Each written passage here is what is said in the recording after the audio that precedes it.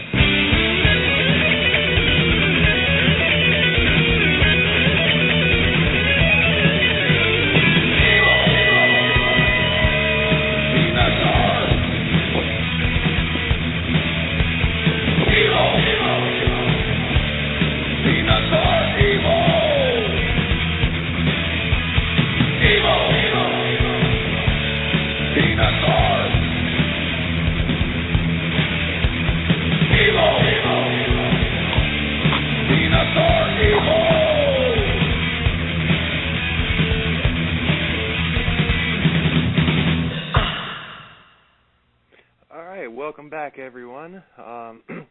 You there, Thunder? I am here.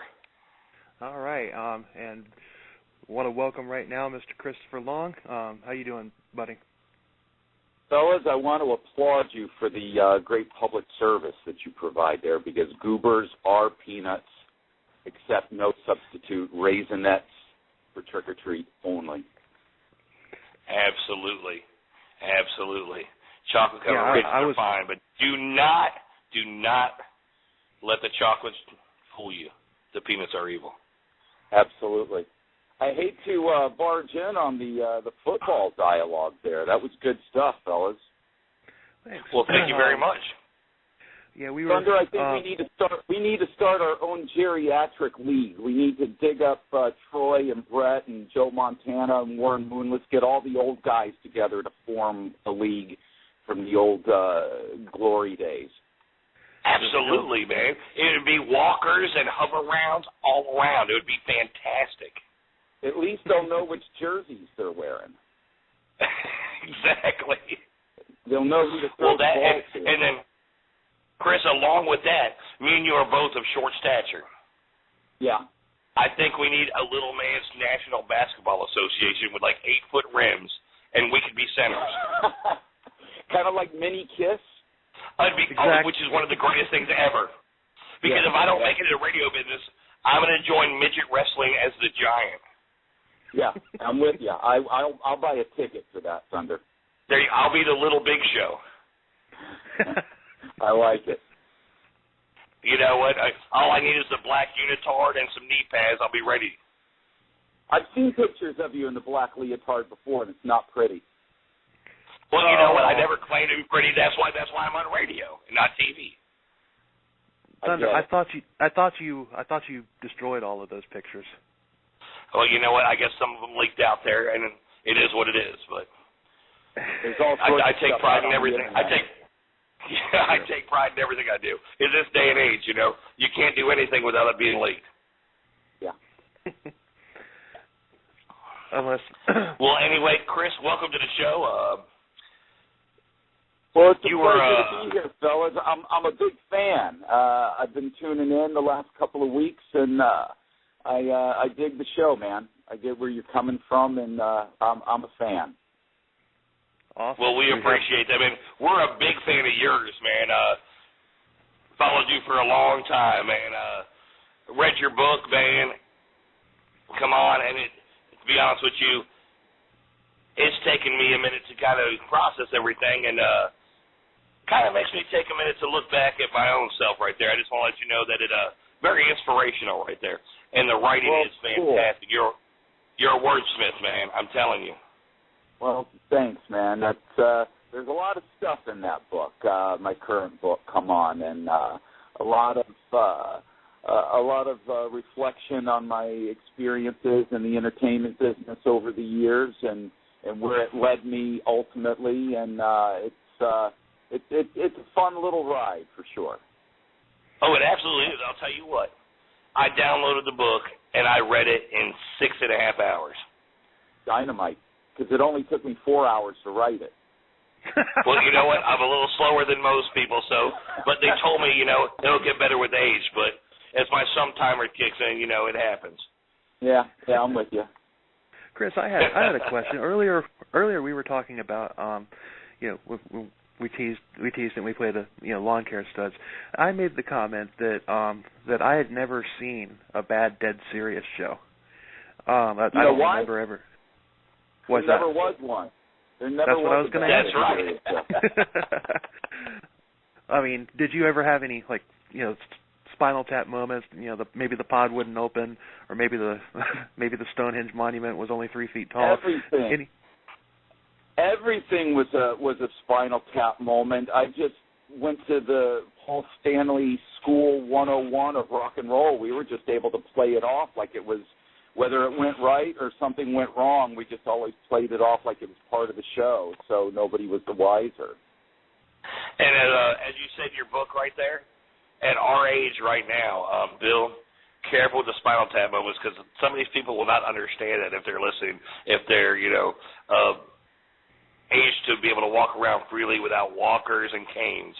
So that's true. We don't need to show our age that much. Well, they need to go out and buy that movie, because it's absolutely one of the greatest movies ever made. Yeah, whether you're a 15-year-old kid just starting or an old timer like us, Spinal Tap is a valuable lesson. And something along those lines. Last year, my 12-year-old son and I sat and watched The Holy Grail, and he thought it was the funniest movie he ever watched. I'm like, you know what, son? I love you. You will do fine in school. You can understand this humor.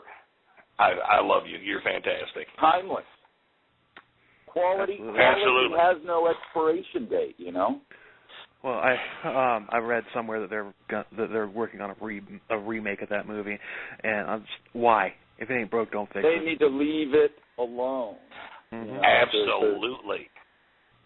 I mean, if there's ever a question, just look at Willy Wonka, and that'll show you how things can go horribly wrong, Yeah, the Charlie and Charlie Factory debacle. Gene Wilder did not need any help. He nailed it the first time just fine. And he definitely did not need help from Edward Scissorhands. No, definitely not. Definitely. I mean, really? Chris, and that's the other thing, Johnny Depp playing Tonto. As a kid, I watched The Lone Ranger. That's not Tonto. Mm-mm. No. Anyway. He's a pretty good pirate, though, but, Yeah, he did a great pirate, but, that was his own. Yeah, I'm with you. Now, hello, Chris, Kimosabe. That's a different thing. Years ago. Anyway, go ahead. while we're still on Spinal Tap before we go somewhere else, I saw them in concert at the Bob Carr Auditorium.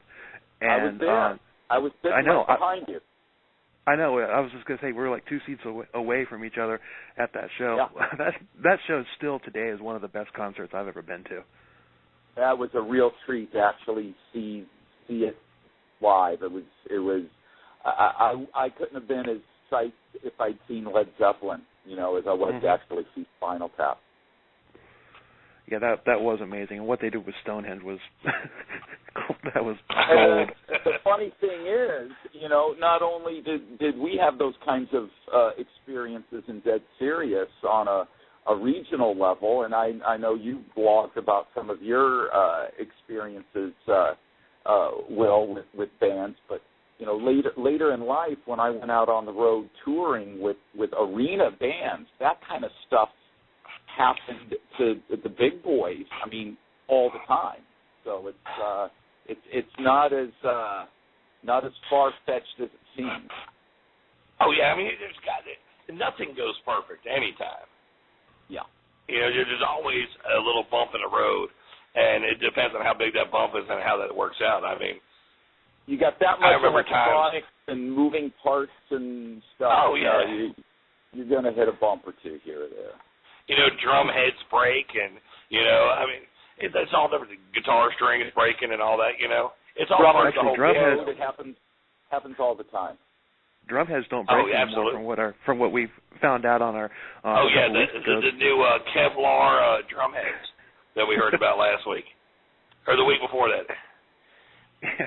But did you know that, Chris? What's that? They're making drum heads out of Kevlar now. As they should. Think Shifter probably needs those. Yeah, probably. And you know what?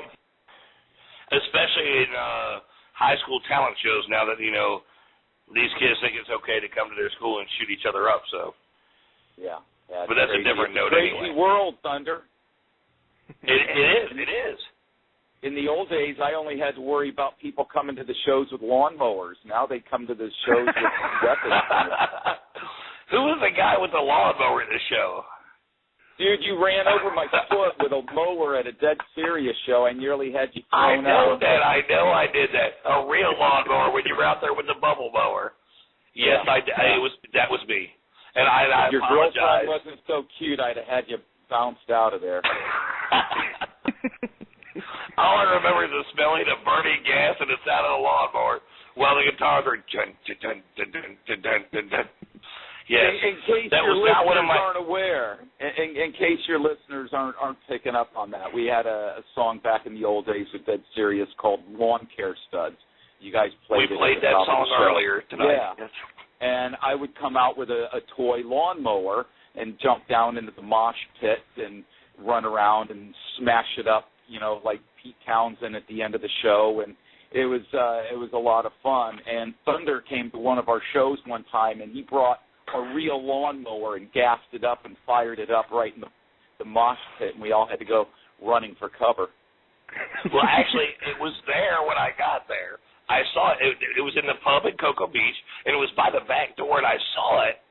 And when you guys started playing the song, I'm like, why is that lawnmower there? And I went over there, and I'm like, I'm going to yank the cord to see if it starts. And it started. So then I ran through the mosh pit with it, and I ran you over and a couple other people. And luckily, I didn't cut anybody. Yeah. Then I shut it off, and I put it back, and we enjoyed the rest of the show with Mr. Potato Head. Yeah. Blowing pyrotechnics out of the pipe and all that. But, yeah, it was a stupid one. A very visual, explosive show, for sure. Yeah, yes, literally. You always did, which was great. I mean, and I love seeing you guys at the pub in Cocoa Beach because it was such a small venue and you were so close to the stage. And, at the power station and everything, you could get close to the stage, but it was such a bigger stage. You guys were so far. It was just so much fun there, at the pub right there. But, we do shows. We do shows at the power station and put 1,500 people in there on a Friday night. Yeah. Then go up to the pub and draw maybe 100. So, and sometimes those smaller shows at the pub, like you said, they were a lot more fun. They were a lot more intimate. We were able to connect with the audience more easily and just a lot more fun. Well, I'm glad I didn't cut your foot off because your book would have been totally different there, walking on a peg leg. Yeah. You already had the voice of a pirate like I do. So, I mean, you could have been Johnny Depp at that point. Hey, Thunder, are you smoking while you're on the air? No, absolutely not. Or bong hits or something? It usually sounds like maybe you're... Yes, I am smoking a cigarette while I'm on the air. I was smoking a cigarette. Okay. All right, you're busted. I quit smoking. As everybody should. They should. Well, I'm working on that right now. And I still smoke e-cigs, but since it's been almost 5 months since I've had a cigarette, a real one, and it's a day at a time, brother.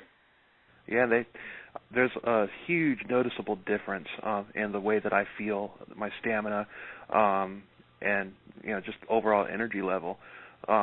Just when you cut all that carbon monoxide and all that other crap that's in cigarettes out, when you're just getting nicotine, it's and nothing else, it's it's going to make a huge difference.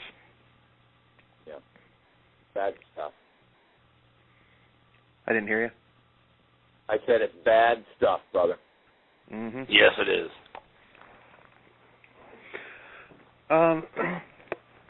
So tell us some more about some of your gigs. Who was the most famous band that you guys ever opened for? Probably at the time we opened for Ace Frehley, and that was probably the biggest name that we had played with. Or no, I'll take that back. We even opened for Cinderella back when that scene was still happening, and but those were probably the two biggest names because they were selling gold and platinum records at the time. But probably the biggest show that we played on as an opening act, we played down in Miami at the Cameo Theater. We opened for a punk band called the Circle Jerks, which musically we were much more in tune musically with the Circle Jerks than we were Cinderella. Although I was a much bigger Cinderella fan than I was of the Circle Jerks, and that show down in Miami with Circle Jerks, 1,500, 2,000 people. It was a huge crowd. So the biggest show we did as an opening act really depends on how you perceive it right there. Yeah, whether it was the headliner or the size of the crowd.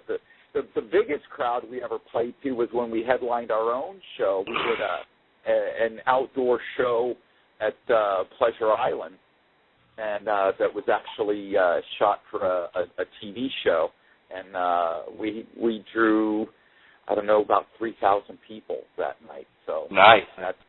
That's where we got to at one point, where we were bringing in, consistent crowds between 1,500 and 300 and 3,000 at a pop, Bill and I combined, together, probably saw you 100 times together, and I read in your book, you a couple times there said consider yourself as a geek or a dork or whatever, which is amazing to me because I remember back in the day when I was 18, 19, into my early 20s, coming to see you guys playing. I thought you were one of the coolest guys alive. Well, I was on stage. The second I walked on stage, I'd be, it's like Superman, and Superman and Clark Kent right there.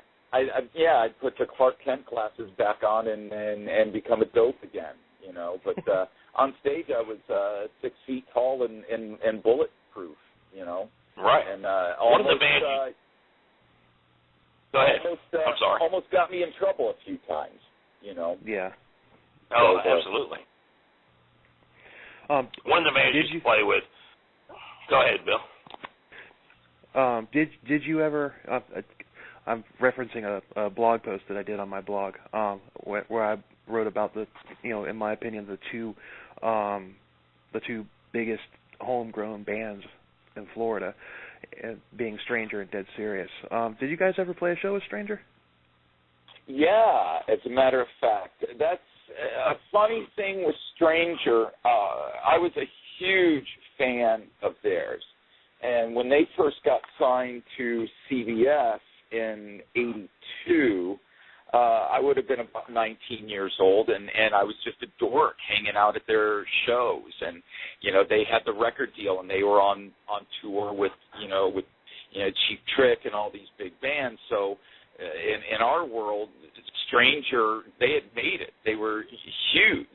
And years later, as their popularity was beginning to wane, and Dead Serious was sort of on the uptake there, we crossed paths, and I think we actually did a few shows together. And they would bring me out on stage to do Swamp Woman with them if I came out to one of their shows, and we actually became good friends for a while. I'd say right around 1990, which was a real treat, a real thrill for me. I don't know how much of their material is out on iTunes or out on YouTube, but if you got rock and roll fans, just good old down and dirty rock and rollers listening to the show, they need to check out Stranger. And they were like the Florida version of Van Halen, Yeah. And absolutely. So for us to have connected with them at one point in our career was a big treat, and especially to become friends with them. They had there was a popular entertainment magazine in Central Florida years ago called Jam Magazine. Yes, sir. They had what they called the Jammy Awards, which is like the Florida version of the Grammys. And the big award was Entertainer of the Year. So the first year they had it, like in '89 or whatever, Stranger won it. And then the second year we won it, and they presented the award to us. So there was a lot of value to me, Will, in your article that you wrote about Dead Serious and Stranger on your blog. I read that and really enjoyed it. And it was as much of a treat for me being in that mix as it was for you, from a fan standpoint. It was a magical, wonderful time, when guys had tight pants and long hair and hot chicks and electric guitars that they wore really low, and people came out and supported the scene, and you could show up to a local gig and play to 400, 500, 600 people. It's not like that now, but those were awesome times. It was great to be part of it when it was happening, for sure. Yeah, Will and I were in a band at the tail end of that situation there, and we actually we played with you guys. Didn't we do a couple of gigs with you guys? I know Matt Stone I think did. You know what? That was when I was after that was after me. But one of our big inspirations was one of your guys' best friends at the time. Well, near the end of not the end of your career. That sounded horrible. But anyway, I think we. Near the end of that reign right there. I think we did play some shows. You played with AWOL. Yeah, maybe we did one time at the power station. AWOL was a tremendous band. I write at great lengths about AWOL in Come On. They were our rock and roll brothers, and whenever you would see Dead Serious, you rarely would see Dead Serious without AWOL or AWOL without Dead Serious. And the very one of the members of the on your forearm. Yeah, the very first tattoo I ever got was an AWOL tattoo, and that was back in the days before, people were legally required to have tattoos by age 6. It was still a relatively, new thing, and people were flipping because, not only did I come out, sporting this crazy tattoo, but it was for, a rival band, which really showed, my loyalty and friendship to that group AWOL. I went to school with. Oh, they were awesome, man. And I went to school with Side Peepers, and that's how I got in touch with AWOL. And there are a few nicer guys. few nicer guys I've ever met than Cyrus, and an amazing talent, and he has just been a tremendous friend of mine, and we don't see each other too much these days. You know, lives have taken us in different directions, but every now and then we run into each other, and it's always a treat to run into any of the AWOL boys anymore. You know. Yeah, I've looked online 100 times to try and find some of their music, and I can't find it anywhere. But the one person to Paul or Cyrus on Facebook or whatever, and tell them you want a CD. Tell them you'll cut their foot off with a lawnmower. Right, exactly. Yeah, I've talked to Cyrus a little bit there. I haven't found Paul on Facebook, but the one person in that band that really touched me was Kerry, as a bass player. Yeah. Oh, sure. Yeah, stop it, Bill. But yeah. No, he actually sat down with me when I started playing bass, and I was playing one finger at a time and just doom, you know, just barely even understanding the instrument. And he sat down with me 3 or 4 times, man, and actually showed me the basics of how to play a bass guitar. And he was an amazing bass player. So was Joe Del Corvo. I mean, the two of those guys, just ridiculous in their totally different styles, but amazing in their own rights.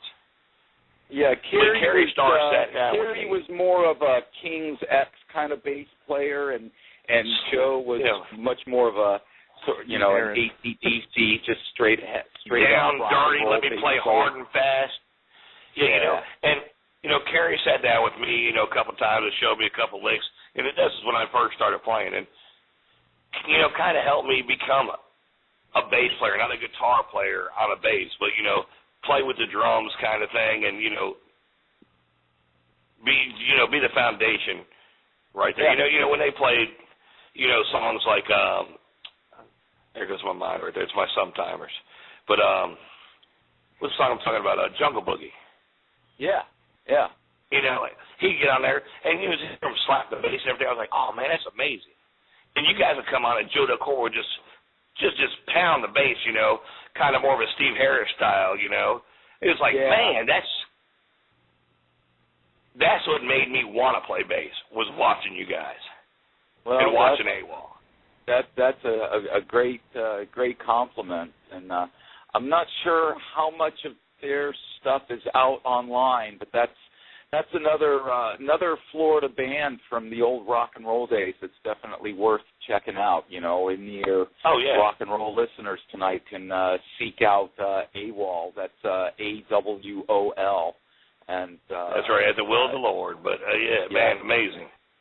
I remember playing in the Goppy room with them, and I mean, they were just an amazing band. But it's good. You guys, and after reading your book, I didn't realize, you know. You talked about not getting that brass ring in your book. Yeah. Or in your opinion, not getting that brass ring as a musician. But after reading that book and hearing, you know, the things you did in your lifetime, I mean, the events you were at, you know, at Donald Trump's house for the wedding and all that, it totally amazes me. Yeah, you were there. There's a lot more than just, you know, a local, you know, Florida trip down memory lane. You know, I've had, I grew up with Brad Pitt. You know, we were friends growing up. I was going to bring that up, and I was going to ask you that. He bought me my first Elton John record, you know, and people go, oh, you're just making that up. It's like, no, Brad Pitt lived down the street from me. You know, we were friends, and you know, the night I spent at Donald Trump's house was crazy, and it's true. The bathroom fixtures at Donald Trump's house are made of gold. I've been there, I've seen it, and just crazy stuff. You know, I was 19, 20 years old, and Gene Simmons threatened to beat me up. You know, there's a lot of fun, crazy showbiz stuff in Come On. And pardon me for my not using my mic right. Who was the 7'8" guy that was the butthead to you at the club? Scott Travis. Thank you. Travis from Judas Priest. Yeah, I thought he just nearly choked me out backstage. backstage one night, which is, funny because people get these perceptions, that they're rock and roll stars are these lovely, sweet, caring, well-adjusted people, and the fact of the matter is they usually aren't. And I remember getting that dose of reality when I was like 15 years old. Now I didn't get into a fight with anybody, but I was at the Rat concert in Daytona Beach when with Kix and Great White, and Warren DeMartini comes out onto the stage and he's smoking a cigarette, which everybody does that, but he would literally flick that cigarette out into the crowd of people. And he did that like 4 or 5, and that was the first time I ever thought, what a jerk. Because somebody's not paying attention, especially with all the hairspray that was around. Yeah, right. Somebody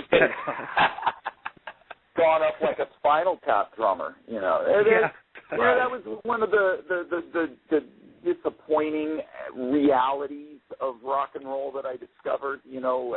As I got further into it and began working with bigger bands, sort of a sense of entitlement, and discovered that it was a lot more fun for me when we were still at a local level.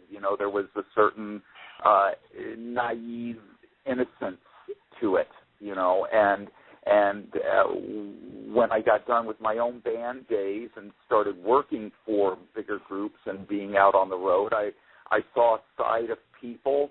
I saw a side to the business that was not terribly appealing, and those are some of the things that later in life led me away from the entertainment world, or at least my fascination for the entertainment world, and got me focused on some things in life that are considerably more important and considerably more real, and that is my connection now to Jesus Christ. At the end of the day, it's like, well, you shred. All right, you're a great guitar player, big deal. You had a platinum record, big deal. There's a much bigger picture here in our lives than just the short-term, greed, ego-driven, self-serving success machine. And I remember when I've got 2 books out. And my first book was based on my experiences in the music business, working for a famous band, and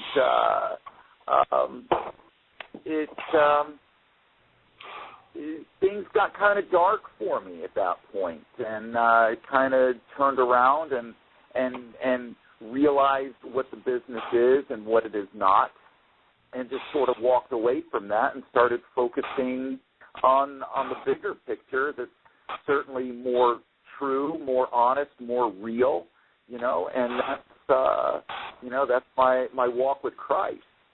People hear, Jesus and God, and they kind of sometimes get a little freaked out, but, that's just based on this perception of religion that we've had pushed down our throats our whole lives, and Jesus is not about religion. It was the religious people at the time, the religious people of the day who crucified Christ. Jesus is about, hold on, just a second. I didn't mean to interrupt you. Thunder, could you move your microphone, please? You're breathing into it, and it sounds like a hurricane going on there. I'm sorry. No, you said one thing in your book that really, touched me right there, and it's on that same lines right there. It is about religion right there. It's not the religion, it's how you're living your life. You can live your life as a closet Christian, and you're not going to get anywhere. Yeah. It's a matter of living your life. Religion is what pushes us away from God. Relationship Relationship is what draws us closer. And at the end of the day, that's all God wants, is a relationship with us. Sin and laws and all of this condemnation and guilt and religion, that's, man-made stuff that just divides us. And another thing that a false perception that people have is, if you're going to follow, Jesus, well, then you can't have fun anymore. Well, that's just based on more of the religion that we've been peddled our whole lives. Exactly. Because not only does it mean you can't have fun, you can have more fun and have a more exciting, more abundant, enjoyable, outrageous, extreme life walking with Christ than walking without Him. Well, you said at the beginning of the book right there, like when you were a kid right there, and when you started finding rock and roll, it was hard for you when you were in church when they were damn, they're down in rock and roll. And then you found Stryper. And I understand that because when I first started playing music, Will and we started a Christian band. Mm-hmm. And all we got was condemnation for using electric guitars. And, trying to do our music. And I'll tell you what, when you were talking about the first show that you did as a drummer and it was horrible, let me tell you what, I guarantee you that you would have made it on American Idol versus what me and Will did our first time out there. He was Reverb Nation, had his reverb turned up as loud as it could be, and I was trying to sing, and I have no voice. I tried to sing. I didn't growl. I tried to sing. Yeah. It was horrible. Which was frightening, probably. We ended up getting a good singer, a guy that actually was really close with AWOL, a guy named Mike Dirks. Oh, sure, and, sure. You know Mike, and Michelle's our band was called Epidemic. Yeah. Yeah? And we played the Agape Room and this, that, and the other thing. And we were a decent band. We had a guy named Damian Johnson, which you probably know from ECCC. I love Damian Johnson. I had lunch with Damian Johnson just the other day. I'm going to tell you right now, out of anybody I've ever heard touch a drum kit, I think he's a god on a drum kit. He's ridiculous good. Family, there is so much talent in his absolutely. Family. His dad's I've known them for years. I just DJ'd a private party for the Johnson family recently, and just especially as my life has changed in the last couple of years, so has my circle of friends. And exactly. I'm very close with the Johnson family, and those are just the nicest folks, my best friends, and the most talented, hardcore rock and rollers. And that unbelievable. That you can't have fun and you can't rock and be right on for God, and that's absolutely not true. That's because they do not know the Johnsons. That's why. You meet them. They're the Partridge Family of Christian rock and roll. Yeah. With some edge on the ball too. Just great musicians, great singers and songwriters, and those are the folks that I hang out with now. The people I hang out with now still burn. They're still hardcore rock music. The best bands, the best musicians, the best songwriters, the most awesome rock solid music people I deal with, have ever dealt with, are the people that I'm dealing with now. You know why? Within the context of being at church, East Coast Christian Center in Merritt Island, Florida. And you know why I believe that? Let's have it.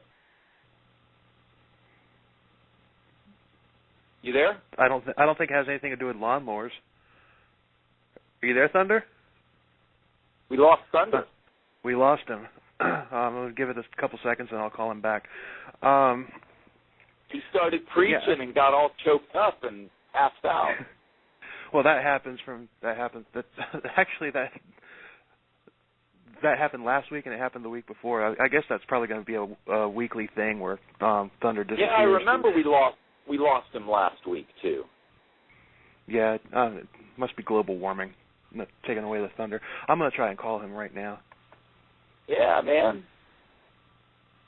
See, I tell you, I listen to your show. I'm a fan. I know you lost him last week. I haven't figured out how to mute this yet. I like the ring. That's good stuff. Come on, Thunder. Well, hello there. Oh, Welcome back, you scared Thunder. me. Yeah, I know. I was like, I disappeared right there. I need to get the Twilight Zone theme on here, and when you disappear, because it seems like it's going to be a weekly thing now.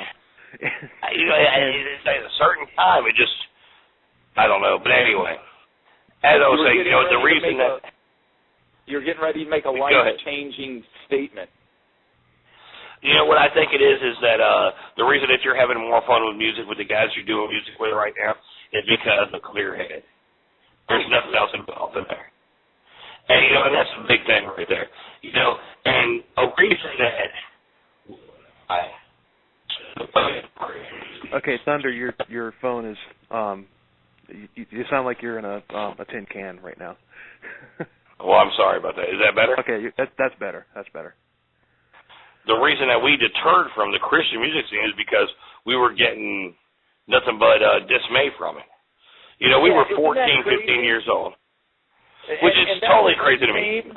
I went through the same thing you guys did. I wanted to be in Stryper. When I saw Stryper show up, and this was even back before, I was really living it. I was still a pig, back right. in Me too. I was still a kid, but I got what they were about, and they showed up, and they looked like chicks, and they had the screaming guitars and the high heels. You got to be a rock star. Oh, they were. You've got to be a rock star. I said, right. this is what I want to be. And a buddy of mine in town, we did like you guys. We started, try to put our own, Christian rock group together, and we were pushed out.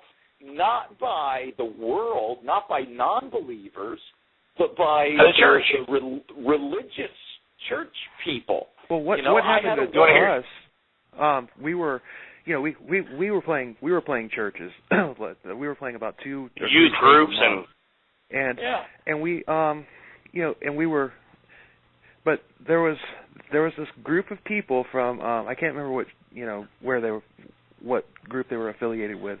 But they would be spreading. At one point, we were even picketed at a show that we did at a church. And so they were doing it for the money. Doing it for the money. We made $75 in $13. When they first did it, we had made $13 in 5 shows. Yeah, it's and it was like, really? We were playing in churches and playing for youth groups. That wasn't Jesus talking. That was somebody's religion talking, And that's right there where people understand.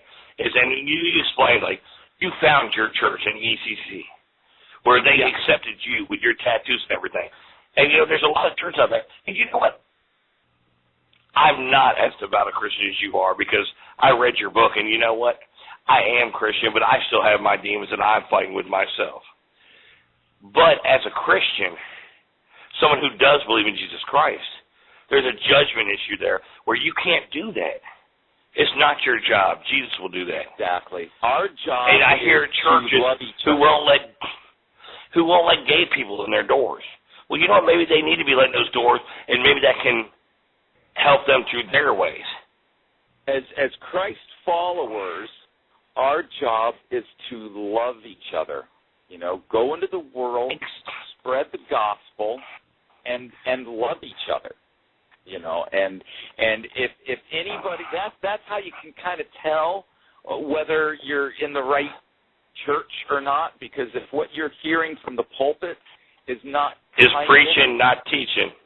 Yeah, if it's not kindness, compassion, love, grace, forgiveness, if that's not what you're hearing, you need to grab your coat and hit the exit, because you're probably not in the right place, Well, and I've come back from that, but I was in a Christian band, and I was a good kid. I didn't make it wrong all the time, and I respected my parents, and I was at church. I was going with the ECC. When it first started, I remember it was Cinema 2. And yes. we were in, and my girlfriend at the time went to a different church. And they had like a fall fest kind of thing. And I went there, and one time I ever met her. I said, "Hello, how are you doing?" The next week, my girlfriend. You did step outside or something because you're in I'm sorry. can again. Well, sorry, but anyway. We do have a guest in. It's about time to close the show anyway, so. Well, 15 minutes. We have a guest in the chat room. I just want to, if you have a question or whatever, just go ahead and type it out, and we'll get it answered.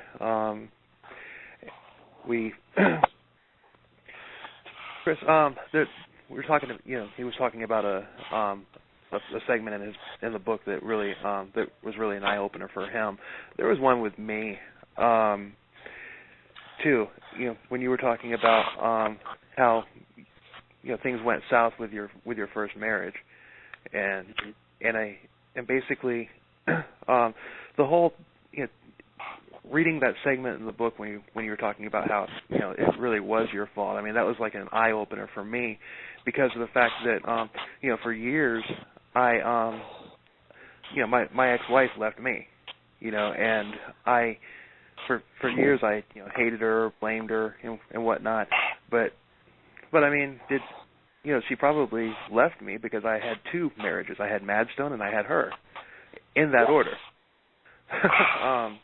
Yeah, that's absolutely true.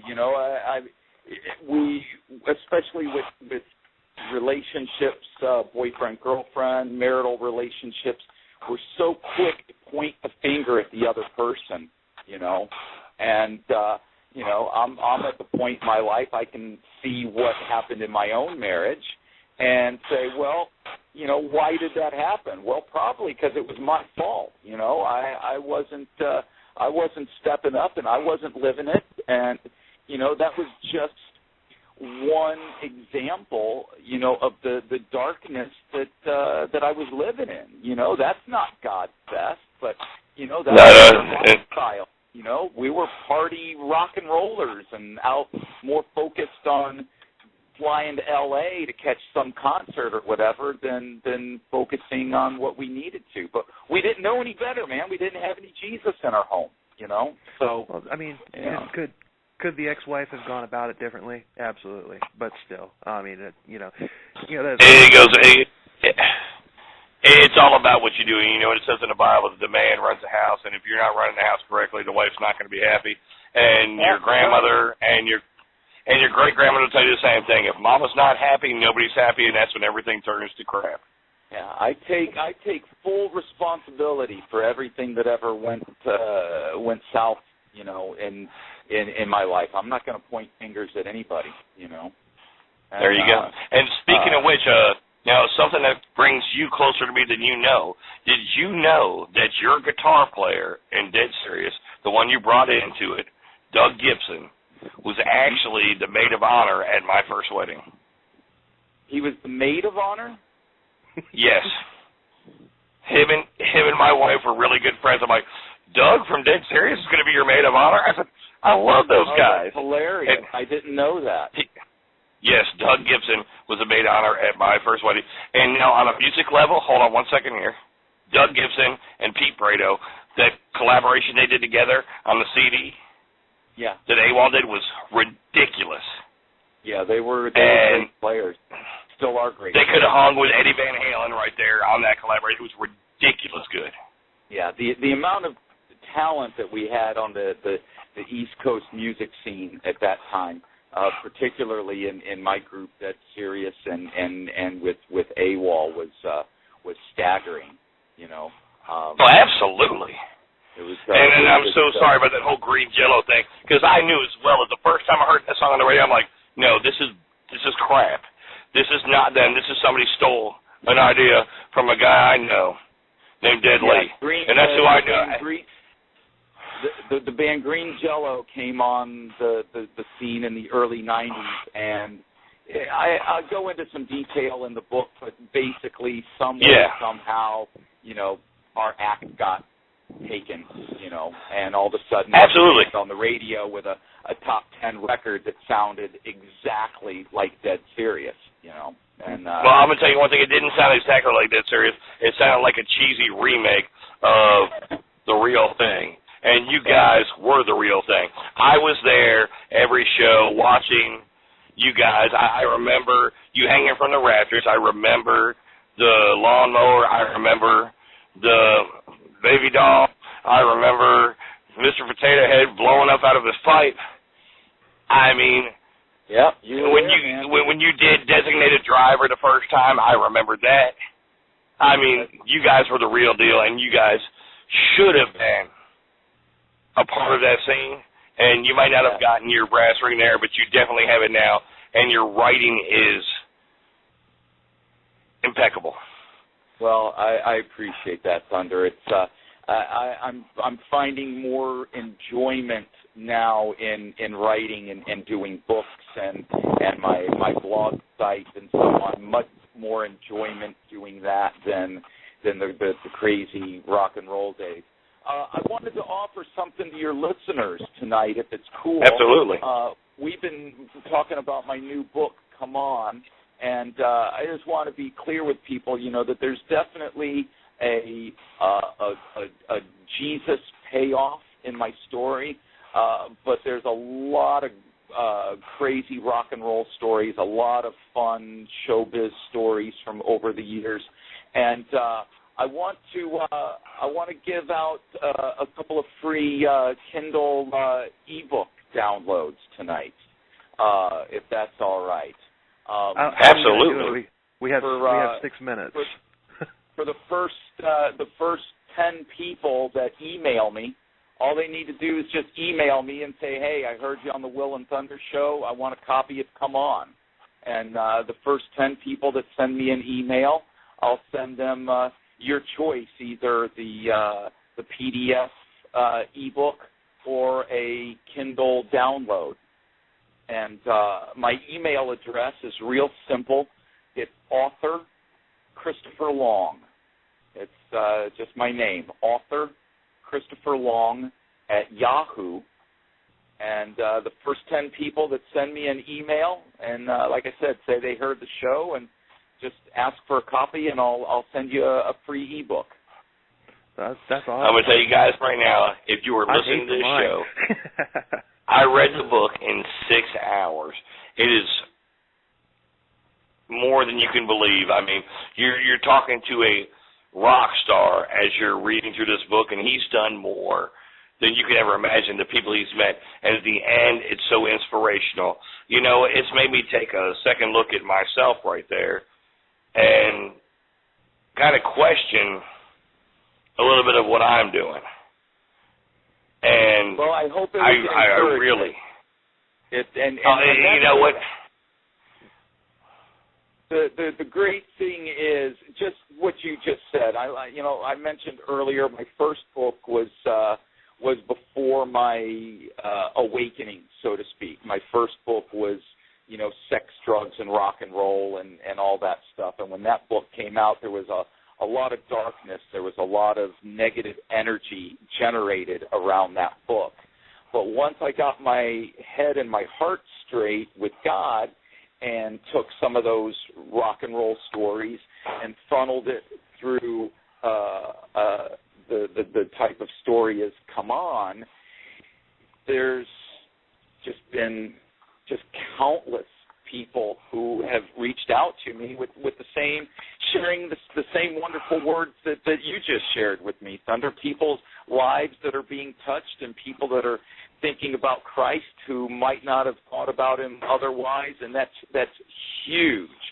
So to be a writer, I would much rather be on the side with Jesus and encouraging people and inspiring people than being on the dark side of the fence a couple of years ago and writing a bunch of crap that, you know, generates negative energy. You know, and I understand, everything that you write down there. There's a lot of, and, you know, the people who are saying there's a lot of twists and turns in there that they're not going to see coming right there. You know, the one thing that made me laugh the most is, you know, your mom talking about Brad Pitt being on the cover of Time magazine as sexiest guy in the world, and her saying, "Hey, he used to sleep in my living room in his underwear." You know, that kind of thing right there. I mean, the whole story and how many people you've met, and the way you've been through things, and everything that you've been through. It's not glory to God. You know, listen here, if you raise your hands to God and you kiss snakes and this, that, and other thing, it's not that kind of book. It's a kind of book of telling, listen, these are my trials, these are my tribulations, this is what I've been through. This is why I'm here where I'm at right now.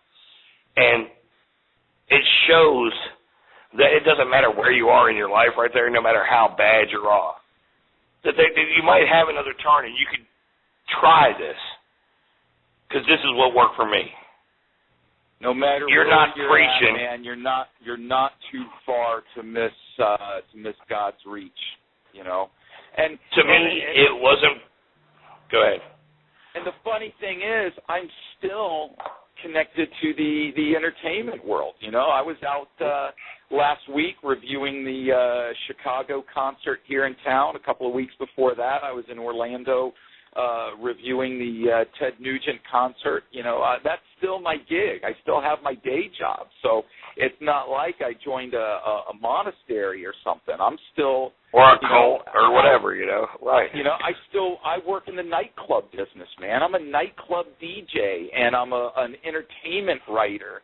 And, you know, so I'm still out, you know, living in the world and seeing what's going on. I just know how better to respond to those situations, you know. Guys, we have a minute and a half left. Well, the way I took it when I read your book, it wasn't preaching. I thought it was more teaching. Oh, that's cool, man. I appreciate it. And before Will throws us off, I just want to remind everybody again to please reach out to me on the email. I want to send out 10 free ebooks tonight, 10 free copies of Come On.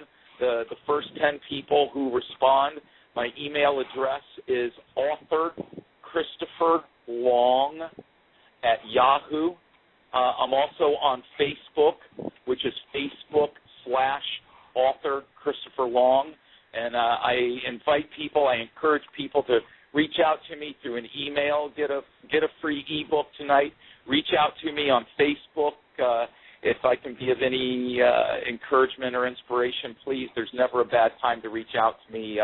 You know, I like meeting new people and making new friends, and, you know, there you go. Hey, would you do us a favor? What's that? Would you do us a favor, Chris? Anything. In your best, dead serious voice, say, "Welcome to the Will and Thunder Show." You ready? Yep. Absolutely. Welcome to the Will and Thunder Show. All right. We'd like to. We'd love to. I mean, I love it.